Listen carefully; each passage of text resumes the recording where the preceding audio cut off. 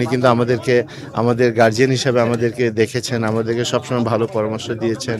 সবকিছু মিলে উনার মতো মানুষ পাওয়াটা আরো ডিফিকাল্ট। তার যে ব্যবহার, মানে আমি তার সাথে একটা যদি বলতে পারি, মানে প্লেইং ডেজ না, আপনার এই লাস্ট একটা ইফতার মাহফিলে আগে সে আমাকে দেখে যে দাঁড়িয়ে জড়িয়ে ধরেছে, আমি তার অনেক ছোট। এই যে এমন একটা মানুষ, সে একটা হি ওয়াজ এ রোল মডেল স্পোর্টসে, তাকে আমরা হারিয়েছি। আমি যখন প্রথম আসছি আবুনিতে, এটা 1988, অনেক দিন আগের কথা।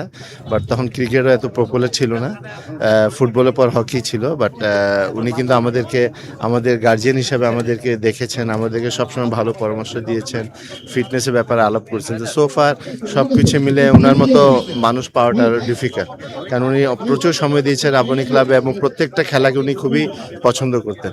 তো ওনার জন্য আমরা দোয়া করছি যেন আল্লাহ পাক ওনার ভেস্তে নাসিব করুন, জান্নাতুল ফেরদৌস যেন ওনার পান, এবং মানে ওনার মতো বিরাট একটা আমরা স্পোর্টস ম্যানকে আমরা হারিয়েছি।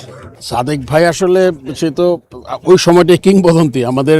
আমার সাথে তেমন তার সাথে কোনো ইন্টারাকশন খেলাধুলা নিয়ে কম হয়েছে, বাট তাকে আমরা দেখে যখন থেকে খেলা শুরু করেছি তখন থেকে দেখি যে একজন মানুষ, মানে সে তাকে প্রেজেন্ট করতো সবার সাথে এত সুন্দরভাবে।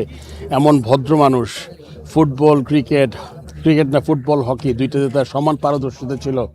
সো ওগুলা দেখে আমরা কিন্তু বড় হয়েছি। মানে আই এম স্কুল ডেজ, আমার থেকে সে অনেক বড়, সে হয়তো বাদশা ভাইদের সাথে সময়কার হবে। বাট আমি যদি এই কথাটা বলি যে বাংলাদেশে যেই কয়েকজন পথিকৃৎ আছেন যারা স্পোর্টসে আমাদের একটা জায়গা নেওয়ার চেষ্টা করেছেন, এখন তো আমরা অনেক ফুটবলে অনেকে গিয়েছি, ক্রিকেটে গিয়েছি, সব খেলায়, মেয়েদের খেলাতে। বাট তখন কিন্তু গুটি কত লোক ছিলেন যারা এই স্পোর্টসের টর্চ হাতে নিয়ে এগিয়েছেন, এবং তাদের মধ্যে উনি অন্যতম। সেই দিকে বিবেচনা করলে, প্লাস তার যে ব্যবহার, মানে আমি তার সাথে একটা যদি বলতে পারি, মানে প্লেইং ডেজ না, আপনার এই লাস্ট একটা ইফতার মাহফিলে আগে সে আমাকে দেখে যে দাঁড়িয়ে জড়িয়ে ধরেছে, আমি তার অনেক ছোট, 15-16 বছর হবে হয়তো, আমি জানি না ওনার বয়স কত। সো এই যে এমন একটা মানুষ, সে একটা হি ওয়াজ এ রোল মডেল স্পোর্টসে, তাকে আমরা হারিয়েছি। তো আমাদের সবাইকে যেতে হবে, আমি তার আত্মার মাগফিরাত কামনা করছি, এবং আমি জানি যে আমরা তাদের কাছ থেকে যাতে এই জিনিসগুলো আমরা বেশি শিখতে পারি আর কি, এই ধরনের মানুষদের কাছ থেকে। অনেক ধন্যবাদ আপনাদের।